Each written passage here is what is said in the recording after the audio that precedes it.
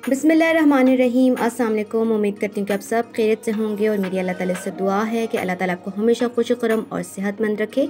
तो आज मैं आपके लिए लेके आई हूँ हुंजा वैली का एक ट्रेडिशनल नाश्ता जो घर के बेसिक सामान से बन जाता है। उम्मीद है कि आपको रेसिपी पसंद आएगी। तो आइए रेसिपी को स्टार्ट करते हैं।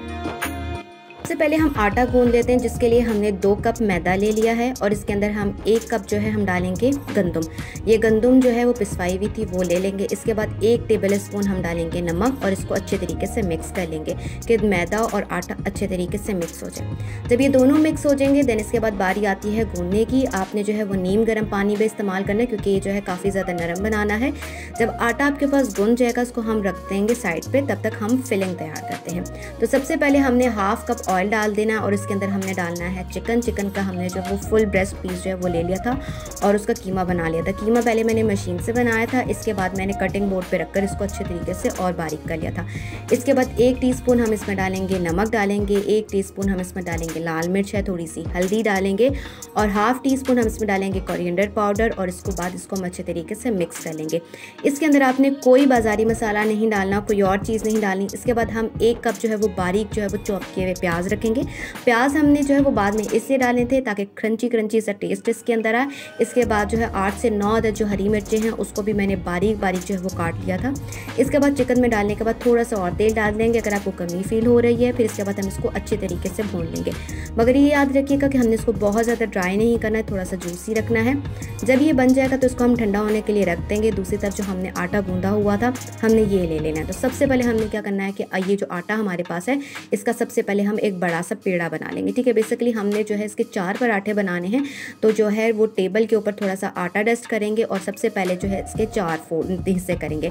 हमने क्या करना है, चूँकि 4 हम पराठे बना रहे हैं यानी कि 2 कप मैदा और 1 कप आटे से हमारे पास जो है वो बेस्ट जो है वो 4 पराठे बन जाएंगे क्योंकि हमने डबल लेयर लगानी है। ठीक है, जब 4 हिस्से में आप डिवाइड कर लेंगे तो फर्दर आपके पास जो है चूँकि हमने इसके अंदर फिलिंग भरनी है तो हर जो पीस है उसके हमने 2 हिस्से करने, तो उससे पहले जो है हम हर पीस का जो है जो पेड़ा बना लेते हैं। अब हमने क्या करना है, जब हम इसका पेड़ा बना लेंगे देन नेक्स्ट स्टेप में हम इसकी कटिंग करने की बारी आती है। वैसे अगर आपको अंदाज़ा हो जाए तो आप अपने अंदाजे से भी जो है वो पेड़े बना सकते हैं, मगर मुझे ये कन्वीनियंट लगता है। सही होता है कि थोड़ा सा आइडिया हो जाता है कि कितना पेड़ा बनना है और दोनों जो पेड़े हैं उसका वेट कितना होगा। तो ये एक आइडिया, अगर आपके पास वेटिंग स्केल है तो वो भी आपके लिए बेस्ट रहेगा। अब आपने क्या करना है कि ये जो 4 पेड़े बन गए हैं इसको फर्दर जो है वो आपने 2 पेड़ों के अंदर कन्वर्ट कर देना, यानी कि 1 से जो है हमने 4 और 4 से हमने टोटल कितने बनाने हैं, 8 पेड़े बनाने हैं।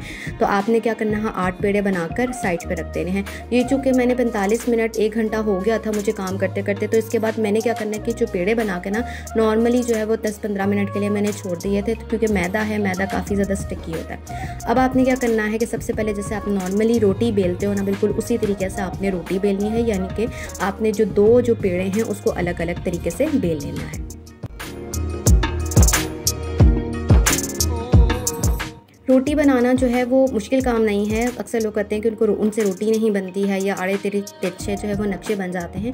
तो उसके लिए बस ये होता है कि आपके पास जो पेड़ा है वो जितना अच्छा बनेगा ना उतना ही आपके पास है ज़बरदस्त किस्म की गोल रोटी बन जाएगी। तो दूसरा हिस्सा भी मैंने बेल लिया था।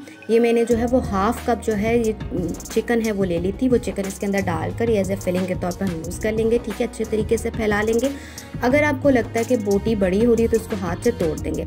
तो जो नेक्स्ट पीस है वो भी हम इसके ऊपर डालेंगे, हल्का हल्का सा प्रेस करेंगे, बहुत ज़्यादा प्रेस नहीं करना।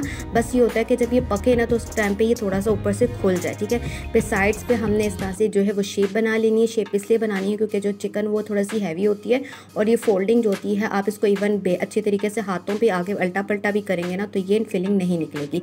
अब हमने क्या करना है कि तवे के ऊपर जो है थोड़ा सा जो है वो तेल डाल देना है और तेल डालने के बाद जो है ये जो हमने पराठा जो है इसके ऊपर डाल देना है।